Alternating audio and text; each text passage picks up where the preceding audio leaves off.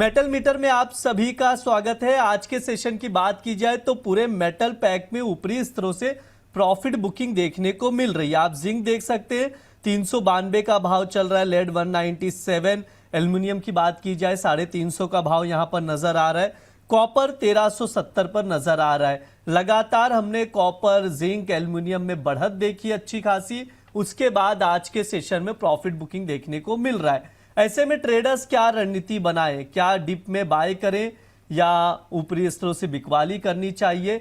Copper और zinc की अगर स्पेशली बात कीजिए अभी और कितनी तेजी इसमें बाकी है, समझने की कोशिश करेंगे और टेक्निकल चार्ट भी समझेंगे कि आज के लिए क्या रणनीति होनी चाहिए। हमारे साथ जुड़ रहे हैं Himanshu Arora sir, market expert हैं धन के, इसके साथ ही सेबी रजिस्टर्ड रिसर्च एनालिस्ट भी हैं। सर गुड आफ्टरनून, स्वागत है आपका द बोनस में।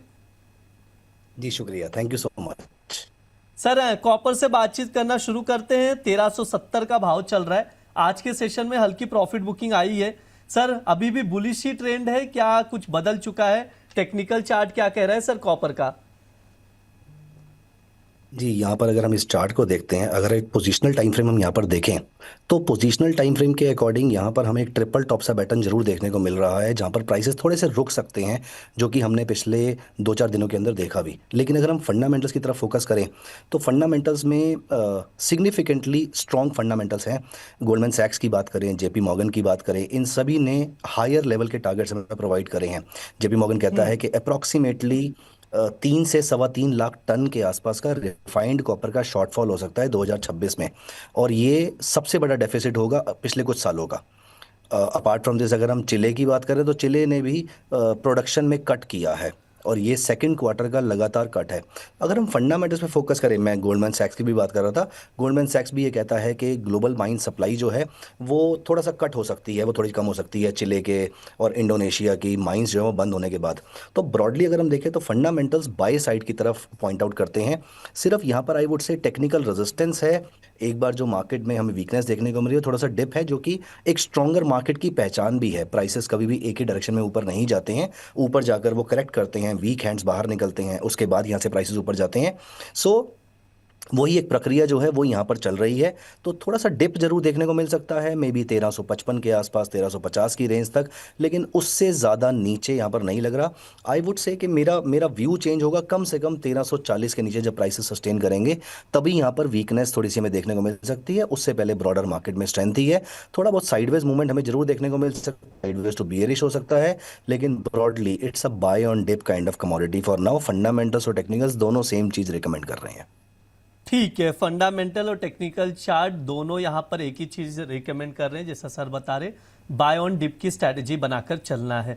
हिमांशु सर, कॉपर को लेकर किशोर जी का सवाल आ रहा है, कह रहे हैं good afternoon Himanshu sir, copper जो है 4 लॉट बाय है 1372 पर, और अभी देखे तो 1300 वही अप्रोक्स करंट भाव ही चल रहा है जो उनकी बाइंग है। क्या किया जाए सर? जी जी, जी सबसे पहले तो नमस्कार। सो यहाँ पर आप नोटिस कीजिएगा, मैं चार्ट पे कुछ लेवल्स मार्क कर रहा हूँ, इन लेवल्स को आपको सिर्फ ध्यान देना है।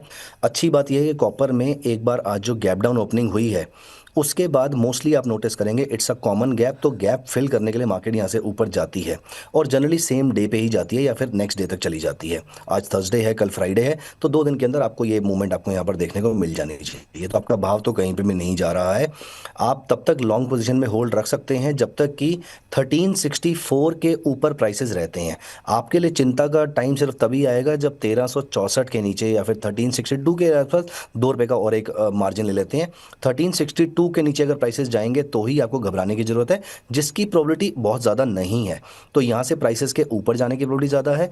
1380 के आसपास थोड़ा सा रेजिस्टेंस ज़रूर है, और एक्चुअल तेजी जो है वो 1388 के ऊपर, 1388 से 1390 के ऊपर जब प्राइसेस सस्टेन करेंगे तो आपको 14 से 20 तक के भाव भी देखने को मिल सकते हैं। अभी के लिए आप 1380 तक का इंट्राडे टारगेट मान के चलिए, और 1364 के नीचे अगर प्राइसेस आधा घंटा सस्टेन करते हैं तो आप यहाँ पर एग्जिट कीजिएगा। उससे पहले आप आराम से इसको होल्ड कीजिए। 1380 पे पार्शियल प्रॉफिट बुकिंग और 1388 के आसपास आप कंप्लीट प्रॉफिट बुकिंग कीजिएगा। 1390 के ऊपर अगर प्राइसेस सस्टेन करते हैं तो फिर हम इसको 1420 के टारगेट के लिए दोबारा बाय करने की कोशिश करेंगे। ठीक है, तो सर ने समझा दिया आपको किशोर जी बेहतरीन ढंग से एक एक लेवल, तो उसके अकॉर्डिंग आप स्ट्रैटेजी बनाकर चलिएगा। सर जिंक और एल्युमिनियम पर भी राय दे दीजिए। जिंक का चार्ट क्या कह रहा है, क्या किया जाए, तेजी कंटिन्यू है, और एल्युमिनियम में क्या रणनीति बनाई जाए? सर दोनों का चार्ट एक बार एक्सप्लेन कर दीजिए प्लीज। जी देखिए, यहाँ पर अगर हम जिंक के चार्ट को देखें तो जिंक में हमें एक स्ट्रॉन्ग अप ट्रेंड देखने को मिल रहा है। रादर मैं कई हफ्तों से, it's been more than a month now, मैं बार बार बोल रहा हूँ कि जिंक सबसे स्ट्रॉन्ग मेटल्स है। इवन अगर हम वर्ल्ड बैंक की बात करें तो वर्ल्ड बैंक ने भी 2026 के जिंक प्राइसेस को कंस्ट्रक्टिव बताया है कि ये काफ़ी ऊपर यहाँ से जा सकते हैं। अपार्ट फ्रॉम दिस बहुत सारे ऐसे ग्लोबल स्मेल्टर्स हैं जिनमें डिसरप्शन चल रही है, वो चाहे हमारा कैज़निक हो कजाकिस्तान से। एंड अपार्ट फ्रॉम दिस हमारी, अगर हम चाइना के अलावा बाकी कंट्रीज का देखें तो हर जगह से जिंक की टाइटनेस चल रही है। अगर आपको याद होगा तो लास्ट टाइम जब स्ट्रेट ऑफ हॉर्मुज बंद हुआ था तो जिंक भी वहाँ पर फंसा हुआ था, एल्यूमिनियम भी वहाँ पर फंसा हुआ था, और इनको प्रोड्यूस करने वाले जो प्रोडक्ट्स होते हैं जैसे सल्फ्यूरिक एसिड हो गया, वो भी वहाँ पर फंसे हुए थे। उस एरिया के अंदर वो क्रॉस नहीं कर पा रहे थे, जिसकी वजह से हमें जिंक के और एल्यूमिनियम के प्राइसेस में लास्ट वाले स्ट्रेट ऑफ हॉर्मुज जब बंद हुआ था मार्च अप्रैल के टाइम पर, तो हमें अच्छी तेजी यहाँ पर देखने को मिली थी।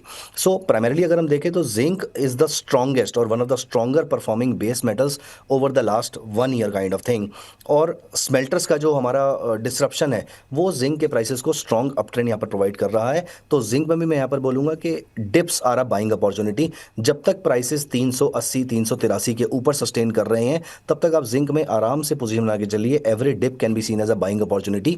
डिप्स आएंगे तो अच्छी बात है, लेकिन अभी तक अनफॉर्चुनेट इवेंट ये रहा है कि वो लगातार प्राइसेस एक ही डायरेक्शन में जाते जा रहे हैं, हमें बहुत ज़्यादा डिप्स देखने को नहीं मिल रहे हैं। तो ऐसा जब होता है तो मोस्टली आपके डिप्स आते हैं और फिर थोड़े से डिप्स बड़े आते हैं, लेकिन वहाँ पर आपको घबराना नहीं है। वहाँ पर आपको लॉन्ग टर्म के लिए बाय पोजीशन को ही वहाँ पर एक्यूमुलेट करना है। तो 380 385 की रेंज में अगर आपको जिंक मिलता है तो वहाँ पर बाय कीजिएगा, और आपको 400 से ऊपर तक के भाव आराम से देखने को मिलेंगे जिंक के अंदर। ठीक है सर, एक और शॉर्ट व्यू आपने एल्युमिनियम एल्यूमिनियम भी, को सॉरी, लेकर। Yes yes. जी जी जी, आपने एल्यूमिनियम के बारे में भी यहाँ पर पूछा। तो अगर हम यहाँ पर एल्यूमिनियम को देखते हैं तो एल्यूमिनियम में पिछले 2-3 हफ्तों में हमें पहले तो वीकनेस देखने को मिली जब स्ट्रेट ऑफ हॉर्मुज खुला था, क्योंकि 12% के आसपास एल्यूमिनियम उस बेल्ट से 9 से 12% के आसपास एल्यूमिनियम वहाँ से क्रॉस करता है। अभी के लिए हमने देखा यहाँ पर कल परसों में एक अच्छा डिप आया है एल्यूमिनियम के प्राइसेस में, which is a good sign. अब यहाँ से ये अच्छे लेवल्स हैं एक्यूमुलेट करने के लिए, बाय करने के लिए।